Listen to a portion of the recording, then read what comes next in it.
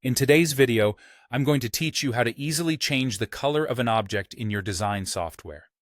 Recoloring objects can give your project a fresh look and align it perfectly with your chosen color palette. So let's dive in and make those necessary adjustments together. The first step in this process is to select the object you want to recolor. You'll need to use either the Move tool or the Node tool, depending on your preference and the complexity of your project.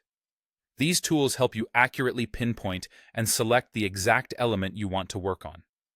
When your object is correctly selected, it may highlight or show some form of visual cue that it's active for editing.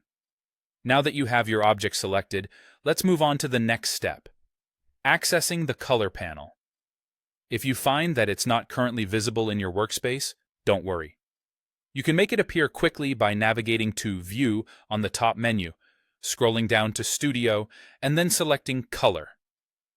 This panel is your command center for any and all color modifications you'll be making, offering you easy access to a variety of options. In this color panel, you'll have the chance to set both the fill color and the stroke color. For those unfamiliar, the fill color is the color that takes up the interior of your shape, while the stroke color refers to the outline. If your shape currently only has a fill and no stroke, all you need to do is click on the fill swatch. This action will bring up a color picker, allowing you to choose your new desired color. You might decide on something bold and striking, or perhaps a soft pastel, whatever suits your project's aesthetic. If you're working with an outline or a stroke, the procedure is just as simple. Click on the stroke swatch instead, and once again, you'll be given the option to pick a new color. Not only that, but you can also adjust the stroke's width, perhaps giving it a heavier emphasis if you want the outline to stand out more prominently.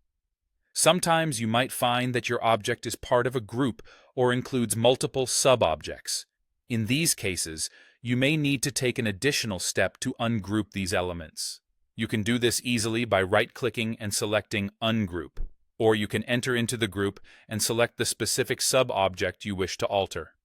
Finally, once you're happy with your new color choices, it's time to save or export your project. Whether you're saving your work for further edits or exporting it for the final use, making sure your file is secure and up to date is always a great step. So there you have it, a straightforward process to recolor objects within your design projects.